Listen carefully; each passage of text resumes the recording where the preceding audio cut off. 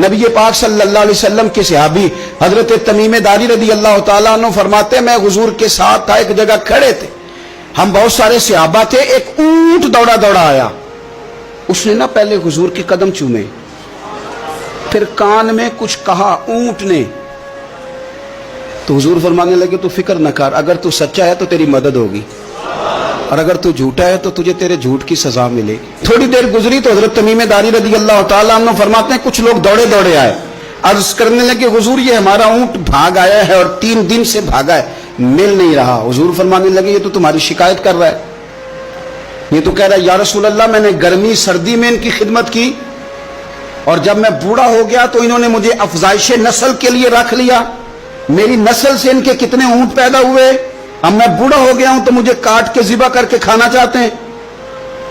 اس نے کان میں کہا، حضور نے ترجمہ کہہ کے بتایا، کریم رسول فرمانے لگے بولو تم کیا کہتے ہو؟ کہنے لگے سونیا جی جس نے جو آپ کو بتایا نا بالکل ہی سچ بتایا۔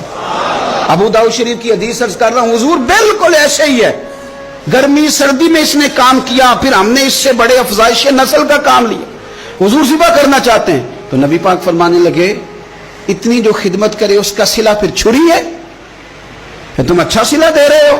کہنے لگے حضور ہم کچھ نہیں کہتے، ذبح بھی نہیں کرتے، آپ اس کو دے دیں۔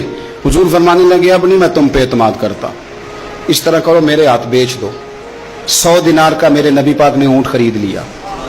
حضور نے نہ اونٹ کو تھبکی دی، فرمایا جا تو آزاد ہے۔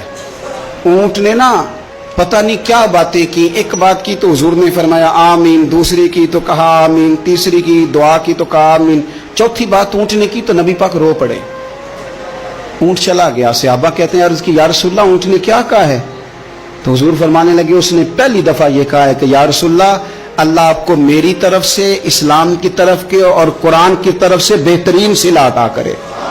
تو میں نے کہا آمین، اور پھر اس نے کہا دوسری دعا دی، اے اللہ کے پیارے رسول صلی اللہ علیہ وسلم جس طرح آپ نے آج میرا خوف دور کیا ہے، میں دعا کرتا ہوں اللہ آپ کی امت سے قیامت کا خوف دور کرے۔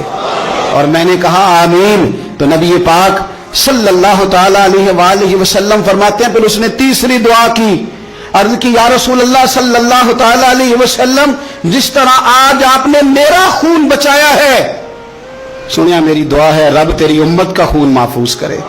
تو میں نے کہا آمین۔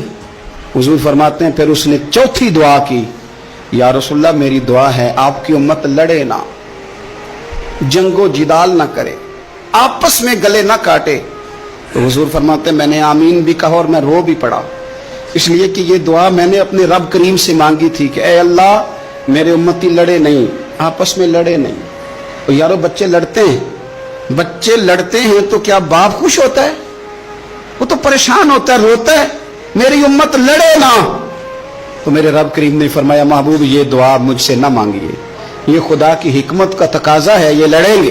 تو نبی پاک صلی اللہ علیہ وسلم فرماتے ہیں جب لڑائی کی بات کی تو میں نے پھر اس وقت میں آبدیدہ ہو گیا، میں رو پڑا، یہ نازک مسئلہ ہے، تکلیف والا ہے کہ یہ لڑیں گے، کچھ لوگ فرقے بنا لیں گے، الگ عقیدے گھڑ لیں گے اور سچے سچے مسلمانوں سے لڑیں گے۔ میرے بھائی یاد رکھ لیں کہ رسول پاک تو جانور اندھیرے میں ڈوب جائے تو نکال دیتے ہیں، تو امتی کیوں کہیں اور روشنی تلاش کرتا پھرتا ہے؟ وہ روز کہے کہ ماہ مدینہ اپنی تجلی عطا کرے۔ یہ ڈھلتی چاندنی تو پہر دو پہر کی ہے،